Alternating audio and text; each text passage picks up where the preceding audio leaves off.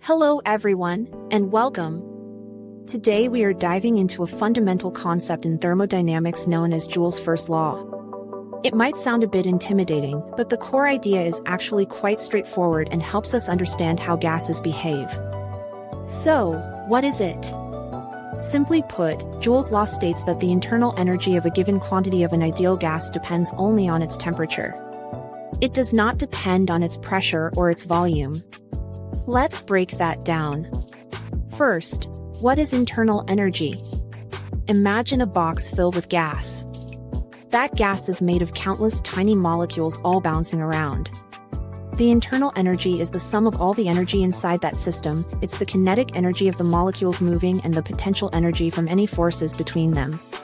Now, the law specifically talks about an ideal gas. This is a theoretical model where we assume the gas molecules themselves have no volume and, most importantly, they do not attract or repel each other. There are no intermolecular forces. With this in mind, the law makes perfect sense. Since temperature is a measure of the average kinetic energy of the molecules, if the temperature is constant, their kinetic energy is constant.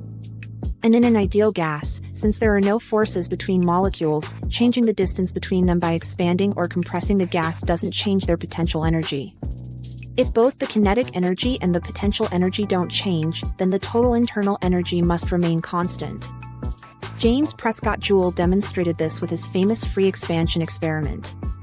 He had two connected containers, one filled with gas and the other a vacuum, both submerged in a water bath. When he opened a valve allowing the gas to expand into the vacuum, he observed no significant change in the water's temperature. This showed that even though the gas's volume and pressure changed dramatically, its internal energy did not, because no work was done and no heat was exchanged.